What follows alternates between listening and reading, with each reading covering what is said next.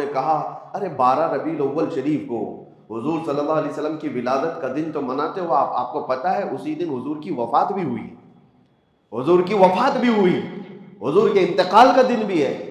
तो आप दूसरे बुजुर्गों के जिस तरह इंतकाल के दिन को मनाते हैं, क्या हुजूर पाक सल्लल्लाहु अलैहि वसल्लम के वफात का गम नहीं कर सकते?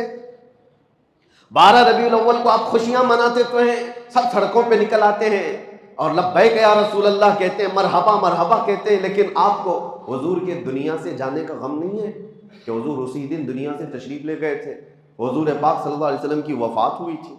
सुन्नियों को खींच लेने की बातें की जाती हैं, जज्बाती बातें, इमोशनल करके कि हाँ हुजूर की वफात पर कौन इमोशनल नहीं होगा। लोगों को लगता है कि हाँ हुजूर इस दिन इंतकाल किए थे तो हमें गम होना चाहिए, आज खुशी किस बात की। उनके मुंह पर थप्पड़ लगाते हुए कहो, गम उसका मनाएं जो चला गया हो, मर गया हो, मिट्टी में मिल गया हो, वो तुम्हारा नबी होगा। हमारा नबी तो सिर्फ पर्दा किया हुआ है, वो कल भी जिंदा था, आज भी जिंदा है। तो जिंदा है वल्लाह, तो जिंदा है वल्लाह, मेरी चश्मे आलम से छुप जाने वाले। गम वो करे जिसका सब खत्म हो गया।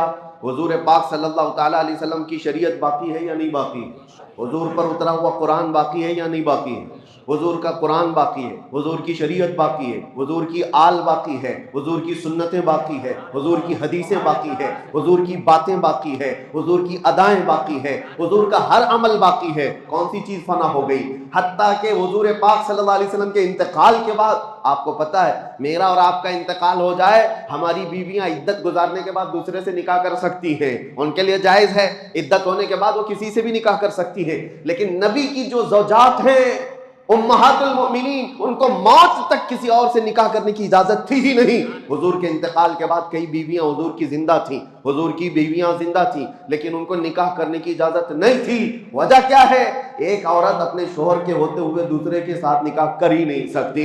वो और औरतें हैं जो अपने मर्दों के इंतकाल के बाद इद्दत गुजार करके कर सकती हैं, लेकिन रसूल की बीवियां नहीं कर सकती, इसलिए कि रसूल जिंदा हैं।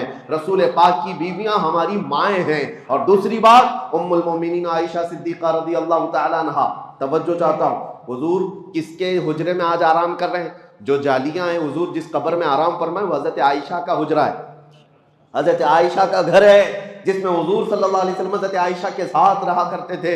उसी हुजरे में हुजूर दफन है।